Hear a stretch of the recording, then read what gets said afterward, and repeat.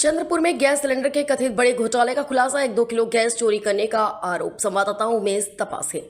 क्या चंद्रपुर में आपके घर तक पहुंचने वाले गैस सिलेंडर में ही गैस की चोरी हो रही थी? चंद्रपुर के कोस्टा इलाके से सामने आए कथित गैस सिलेंडर घोटाले ने कई सवाल खड़े कर दिए हैं। आरोप है कि घरेलू गैस सिलेंडरों से 1 से 2 किलो तक गैस निकालकर उसे दूसरे छोटे सिलेंडरों में भरा जा रहा था। बताया जा रहा है कि इस मामले में गैस सिलेंडर की डिलीवरी से जुड़े कुछ लोगों की भूमिका सामने आई है और अलग अलग गैस कंपनियों के सिलेंडरों के इस्तेमाल को लेकर भी जांच की जा रही है।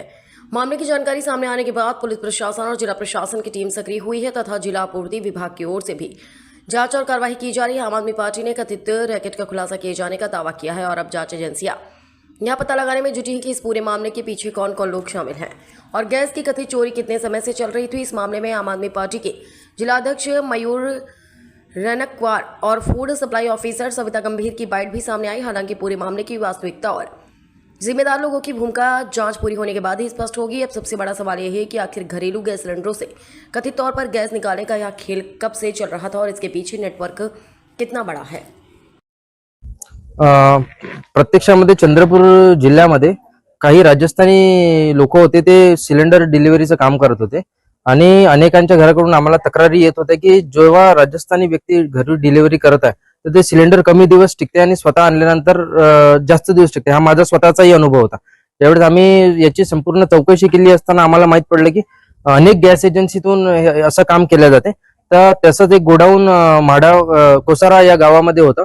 त्या ठिकाणी आज आम आदमी पक्षाने धाड मांडली आणि त्या ठिकाणी अनेक सिलेंडर 2-2 किलो 3-3 किलो कमी वजनाचे आढळले। म्हणजे त्याच्यातली 2 किलो 3 किलो गॅस ही दुसऱ्या सिलेंडरमध्ये ट्रान्सफर करण्यात आली।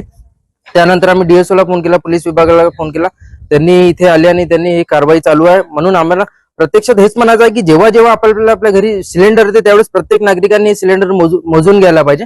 आणि हा जो रॅकेट हा राजस्थानी लोकांचा हा संपूर्ण महाराष्ट्रातच नाही तर संपूर्ण भारतामध्ये हे एक रॅकेट मोठ्या पद्धतीने चालू, याची संपूर्ण चौकशी चांगल्या पद्धतीने झाली पाहिजे जेणेकरून यांना शिक्षा मिळाली पाहिजे। काय घडलंय?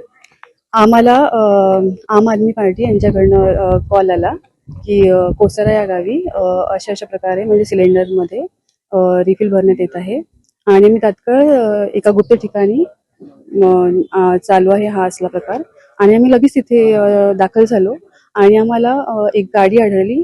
एक अशा काही रूममध्ये 43 सिलेंडर आम्ही जप्त केले आणि काही सिलेंडरमध्ये म्हणजे गॅस सुद्धा कमी प्रमाणात आढळून आलेला आहे आणि नागरिकांनी आपले जे आहे सिलेंडर येतात ते मोजूनच घ्यावे